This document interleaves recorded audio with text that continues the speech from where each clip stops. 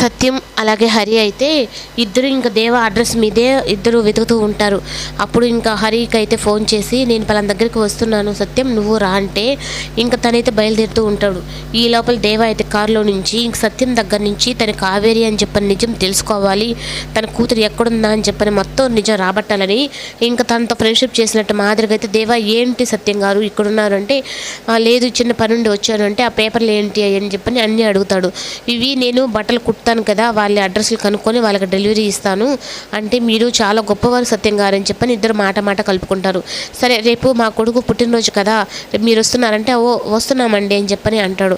కానీ తన కళ్ళు మాత్రం అయితే ఇంకా దేవా బాలరాజు ఎక్కడా అని చెప్పని తనైతే వెతుకుతూ ఉంటాడు. సరే ఇంకా నేను వెళ్తున్నానని చెప్పని వెళ్తూ ఉంటే కానీ సత్యంది స్కూటీ అయితే పని చేయకుండా ఉంటుంది.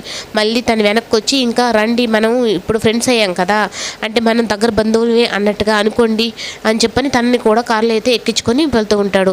ఇంకా మధ్యలో అయితే హాఫ్ టికెట్ని చూసి సత్యం అయితే ఈ హాఫ్ టికెట్ని కానీ పట్టుకుంటే బాలరాజు ఆ దేవాగడ గురించి ఇద్దరు గురించి తెలుస్తుందని చెప్పని ఇంకా హాఫ్ టికెట్ని అయితే వెంబడిస్తూ అయితే వెళ్తాడు.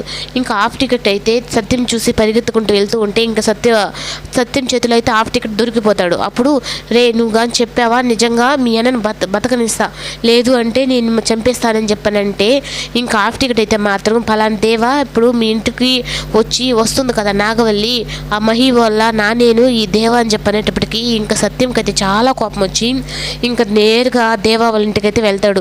నువ్వు నీ వల్లే కదరా నా చెల్లెల జీవితం ఇలా అయ్యింది, నీ భార్య నువ్వు చంపి ఆ నిందెత్తి నా చెల్లెల మీద వేసావు కదరా అని చెప్పని తన షర్ట్ పట్టుకొని నిలదీస్తాడు. ఏంటి సత్యం గారు మీరు ఏం చేస్తున్నారు, అసలు నేనేంటి హత్య చేయడం ఏంటి, అసలు మీకు ఎవరు చెప్పారు, ఇప్పుడే కదండి మన ఇద్దరం మాట్లాడుకున్నాము మంచి ఫ్రెండ్స్ అయిన చెప్పని కూడా అన్నాను కదా అంత మాత్రం మీరు వచ్చి ఇలా షర్ట్ పెట్టుకుంటారా అని చెప్పని అంటాడు. అలా ఎందుకు అంటున్నాడంటే అక్కడ పక్కన మహి అయితే ఉంటాడు. అప్పుడు లేదురా నీ వల్లేరా నా చెల్లెల జీవితం ఇలా అయిపోయిందని చెప్పని అనేటప్పటికీ ఇంకా తన చెవు దగ్గరికి అయితే వచ్చి నీ చెల్లెల్ని వదిలిపెట్టను అలాగే నిన్ను వదిలిపెట్టను అని చెప్పని